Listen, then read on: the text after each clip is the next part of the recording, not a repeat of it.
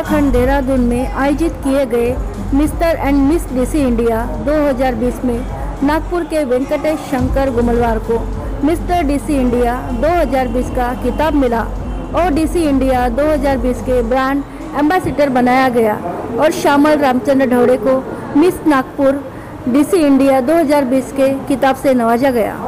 Mister and Mrs winner में आप लोगों ने बाजी मारी है, तो आपके साथ कितने पार्टिसिपेंट थे और ये किस प्रकार पूरा प्रोग्राम हुआ है? फर्स्ट ऑफ ऑल तो मैं आप लोग का धन्यवाद करना चाहूँगा और दूसरी चीज़ जो मैं मिस्टर डीसी इंडिया का जब मैं विनर बना हूँ तो जो कि शो देहरादून में हुआ था, शो जिसने कराया था मिस्टर सूफी साबरी थे और डायरेक्टर थे मिस्टर प्रणय दीक्षित। और ये शो जो हुआ था 25 गर्ल्स और 25 बॉयज़ थे और ये ऑल ओवर इंडिया से लिया गया था, अलग अलग स्टेट्स से, जो कि इसका देहरादून में शो कराया गया फिनाले। इस फिनाले के लिए वो लोग ने पहले टैलेंट राउंड लिया, फिर उसके बाद वॉक कराया ड्रम पे और सब चीज़ों के बाद ही उन्होंने अपना निर्णय लिया और वहाँ पे मुझे मिस्टर डीसी इंडिया का ब्रांड एम्बेसडर भी बनाया गया और साथ साथ विनर भी बनाया गया। तो सर आपके अपोजिट में कितने पार्टिसिपेंट थे? मेरे अपोजिट में मुझे मिला करके 25 थे और मेरे अपोजिट में 24। तो जब आपको विनर घोषित किया गया तो किस तरह की फीलिंग आपको लगी थी, किस तरह की खुशी आपको महसूस हुई? जब मुझे विनर के लिए जब मेरा कंटेस्टेंट का नंबर लिया गया तो मुझे एक अलग सी खुशी थी, ऐसा एक लग रहा था कि मैं एक अलग दुनिया में जा चुका हूँ। और पहले किस प्रकार का अनुभव आपको लग रहा था? इससे पहले अनुभव बोले तो एक डर लग रहा था अंदर से कि क्या होगा रिजल्ट, तो एक पसीने छूट रहे थे वहाँ पर कि फाइनली, क्योंकि फर्स्ट रनर अप तक उन लोगों ने डिसीजन ले लिया था और फाइनल जब वो देने वाले थे डिसीजन विनर्स का तो तब कुछ अलग ही अनुभव था, वो पल बहुत ज़्यादा ही अलग था मेरे लिए।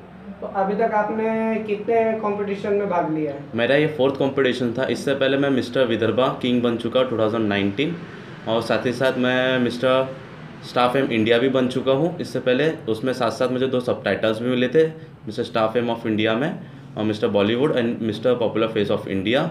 और उसके बाद ये मैंने टाइटल लिया हुआ है और मिस्टर महाराष्ट्र भी मैंने जीता है। मिस्टर महाराष्ट्र में ग्लोबल वाला हुआ था तो उसमें मैंने मिस्टर महाराष्ट्र भी जीता था और साथ साथ बेस्ट वॉक का अवार्ड भी लिया था। और ये मेरा 4th शो है जिसमें मैं स्टार फेम डीसी इंडिया का मैं विनर बना हूँ और साथ साथ ब्रांड एम्बेसडर भी बना हूँ। और उसी के साथ साथ 2 सबटाइटल्स भी मुझे मिले हैं, एक फैशन आइकॉन और सेकंड मिस्टर महाराष्ट्र। मैम आपका अनुभव कैसा रहा? मेरा अनुभव बहुत ही अच्छा था और मैं इस अनुभव के लिए पूरा श्रेय जाता है मिस्टर सूफी साबरी सर को, जो इस शो के डायरेक्टर थे, डायरेक्टर प्रणय दीक्षित सर। उनको भी मैं शुक्रिया करना चाहूँगी। बहुत ही अच्छा एक्सपीरियंस था, अपने स्टेट से बाहर जाके सब चीज़ें करनी पड़ी तो बहुत अच्छा था एक्सपीरियंस। तो कैसा यानी आपको ये लगा कि जितने सारे पार्टिसिपेंट हैं कहीं ना कहीं झिझक महसूस हुई? बिल्कुल झिझक महसूस हुई क्योंकि हर किसी का अंदाज़ अलग अलग था, हर किसी का टैलेंट अलग अलग था, हर कोई अपने अपने स्टेट से अपना अपना हुनर लेके आए थे वहाँ पे।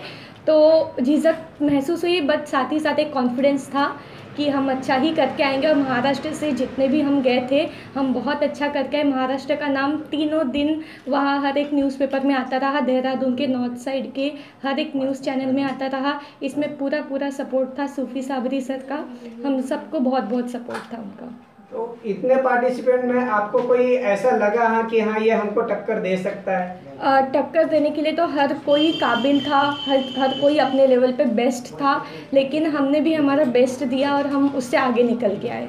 अभी तक आपने भी कहाँ और कौन से कॉन्टेस्ट में भाग लिया? सर मैंने अभी तक मिस महाराष्ट्र का खिताब जीता था 2019 में। मैं फर्स्ट रनर अप रही थी उसकी, जो कि ग्लोबल इवेंट मैनेजमेंट ने ऑर्गेनाइज़ किया था। उसके बाद ये मेरा सेकंड शो था जिसमें मैंने मिस नागपुर डीसी इंडिया 2020 का खिताब जीता है। और आप लोग किस तरह से उसके लिए नॉलेज रहना इंपॉर्टेंट है, डेली अवेयरनेस। आप देखो कि क्वेश्चंस कुछ भी पूछा जाता है वहाँ, लाइक फैशन से अकॉर्डिंग भी पूछा जा सकता है या डेली अवेयरनेस के बारे में भी पूछा जा सकता है। जैसा मुझे पूछा गया था कि who is a role model और तुम्हारे 3 सुपर मॉडल्स के नाम बताइए और वो क्यों है, तो मैंने उसके अकॉर्डिंग मैंने आंसर दिया था मिलिंद सोमन, रोहित खंडेलवाल और अर्जुन रामपाल। तीनों सुपर मॉडल्स हैं और Milind Soman is Indian super models. उनने बहुत ज़्यादा अपने आप में हार्डवर्क किया, तो वो सब चीज़ें मैंने उनके बारे में थोड़ा बहुत पढ़ा था, तो इसके लिए मैंने उनको अपना आइडल मान के। और आजकल के जनरेशन में मिलिंद सोमन एक फैशन आइकॉन है, तो उसके लिए मैंने वो जवाब दिया था उनके।